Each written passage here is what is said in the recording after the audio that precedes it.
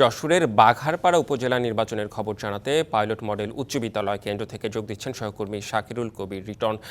Written, এখন পর্যন্ত আপনি যে কেন্দ্রে রয়েছেন সেখানে কত শতাংশ ভোট পড়েছে, সার্বিক পরিস্থিতি কেমন দেখছেন? রেদওয়ান, আপনি যেমনটি বলছিলেন, উৎসব মুখর পরিবেশে যশোরের বাঘারপাড়া উপজেলার যে উপজেলা চেয়ারম্যান ভাইস চেয়ারম্যান পদের যে ভোট অনুষ্ঠিত হচ্ছে এবং সকাল থেকেই আমি প্রায় 14 থেকে 15টি ভোট কেন্দ্রে ঘুরেছি।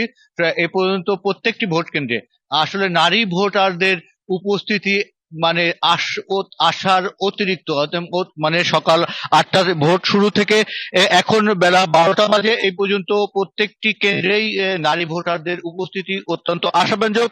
সকাল থেকেই নারী ভোটাররা আসছেন এবং ভোট দিচ্ছেন এবং তারা প্রচন্ড গরমের মধ্যে দীর্ঘক্ষণ লাইনে দাঁড়িয়ে যেহেতু এই ভোট হচ্ছে একটু দেরিতে ভোট হচ্ছে এবং এই ইভিএম এর কারণে নারী ভোটারদের ভোট দিতে একটু সময় লাগছে, তারপরেও তাদের ধৈর্যচ্যুতি ঘটছে না। তারা স্বাভাবিকভাবেই ভোট দিচ্ছেন এবং হাসি মুখেই সবাই তাদের প্রার্থীকে নির্বাচিত করার জন্য ভোটের মাঠে এসছেন এবং তারা ভোট দিচ্ছেন।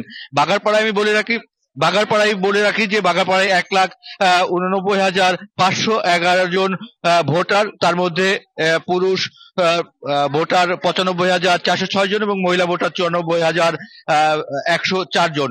এর মধ্যে 17 জন প্রার্থী নির্বাচন করছে, তার মধ্যে চেয়ারম্যান 6 জন এবং ভাইস চেয়ারম্যান পদে 11 জন। আমি যে কেন্দ্রে দাঁড়িয়ে আছি এই কেন্দ্রে ভোটার মাত্র 2,640 জন। এই ছিল। জি রিটন, আপনাকে ধন্যবাদ। পরবর্তীতে প্রয়োজন আবারও যুক্ত হবো আপনার সাথে।